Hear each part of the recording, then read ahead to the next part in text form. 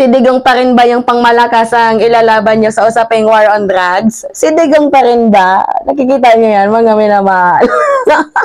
Ano na naman yung laban nigdigs dyan? Baka mamaya puro na naman mura mima. Anyway, kung kahapon diba guys, pinakita ko tong balita sa inyo. So far, pinakamalaking huli sa administrasyon ni Pangulong PBBM. 3.6 billion shabu seized in Pampanga. Diba kahapon ko yan binalita. Ngayon, ito naman, nangunguna, nagbabaga. Fresh na fresh. October 1. Yan o. Sunod-sunod ho na huli. 10.8 milyong shabu na samsam sa Iloilo. 2 arestado. Natatandaan ko kasi guys, during sa sinabi ni Pangulong PBBM, persona niya, sabi niya ba naman sa atin, hindi niya basta-basta bibiradahin yung mga sanga-sanga lang.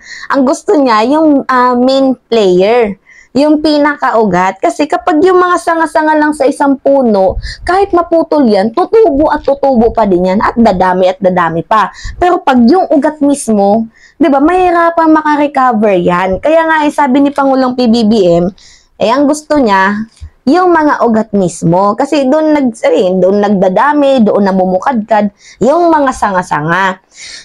Maganda nga yung implementation ni Pangulong Bongbong Marcos dito sa usaping war on drugs. Iba talaga sila ng mindset ni Digong.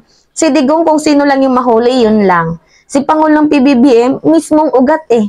2 presidente silang magaling sa usaping war on drugs, pero mas magaling dito si Pangulong PBBM. Tsaka, madaming natukang sa panahon ni Diggs, yung mga hindi naman biktima, na biktima. Diba? Kasalanan niya ni Digong kasi masyado siyang nagtatapang-tapangan. Hindi niya malang inisip yung mga buhay ng mga inosente ba?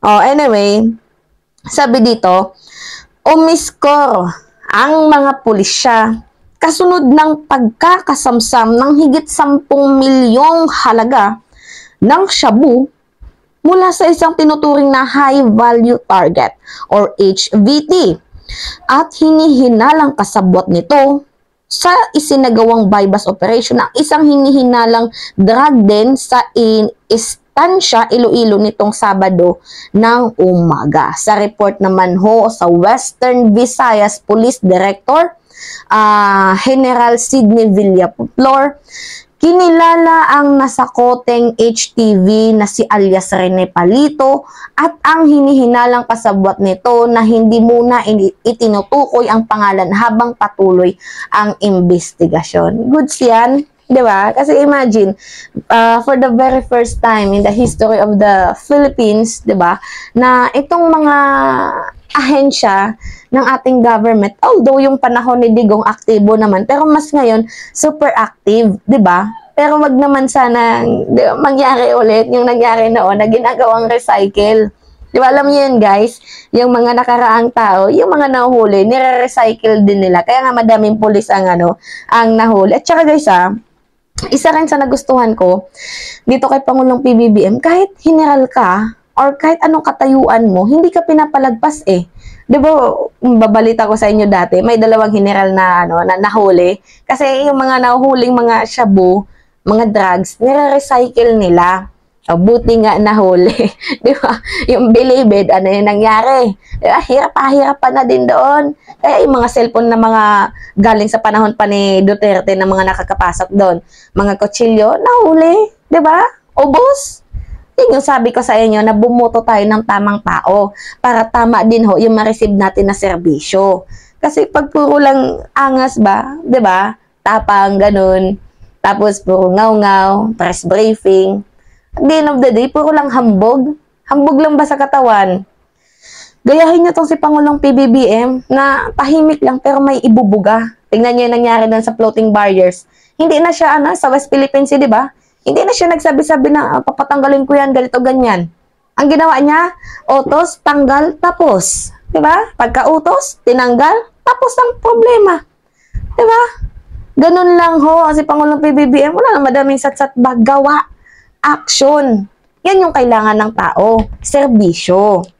So sabi pa dito, bandang alas 6:30 ng umaga, nang magsagawa ng bypass operation sa Istansya Municipal Police ng Barangay Takbuyan, Istansya Iloilo. Bagong operasyon, nakatanggap ang mga otoridad ng impormasyon hingil sa talamak na pagtutulak ng droga ng mga sospek at nang magpositibo sa tip ay isinagawa ang bypass operation na nagresulta ng pagka-aresto sa mga target.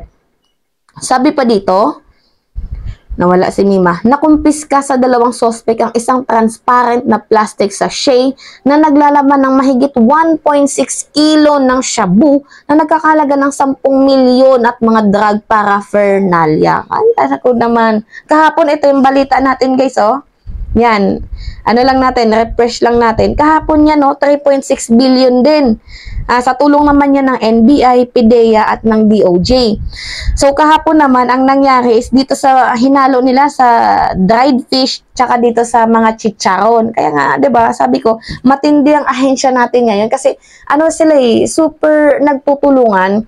Yung matulong yung isang ahensya, tutulong ang isang ahensya. Kumbaga, yan o yung kagandahan ngayon, nagtutulungan. Walang nagiiwanan, pero wag naman sana, 'di ba? Yung kinakatakutan natin ma-recycle. Kaya ngayon, yung pambato ko sa usaping war on drugs, si Pangulong PBBM na. Kung dati hangang-hanga ko dito kay Digong, wala na ngayon. Parang lumipas yung paghanga ko sa kanya dahil madami din palang maling kapalpakan yon si Tatay Duterte. Although mas magaling siya kay Pinoy, pero kung usapang pagalingan sila ni PBBM, dito ako kay PBBM. Kasi si Digong, ang daming issue. Sinaktan niya yung puso ng ating mga mangingisda. Sinaktan niya din yung puso nitong mga biktima, 'di ba? Na mga inosente. Ang dami niyang nasaktan. Ang dami niya ring nasagasaan. Although madami siyang nagawa, pero madami din siyang mga kapalpakan. Hindi talaga perfect yung kanyang administration. Kung i-rate ko siya, siguro out of 10, bibigyan ko siya lang 5. Pero kay Pangulong PBBM, hindi naman sa nagpapakasipsip sa kanyang 1 year, medyo 8 lang muna. 'Di ba? Kasi hindi naman perfect ho si Pangulong Bongbong Marcos, pero 8 ho yung score na ibibigay ko sa kanya. So, yun nga guys, no?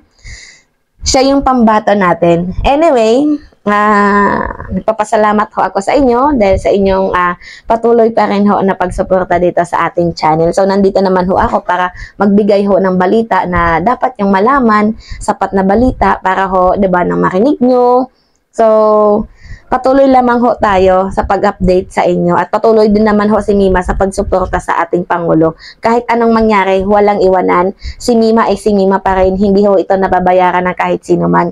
Pag tama, pupurihin. Pag mali, atin hong boboljakin.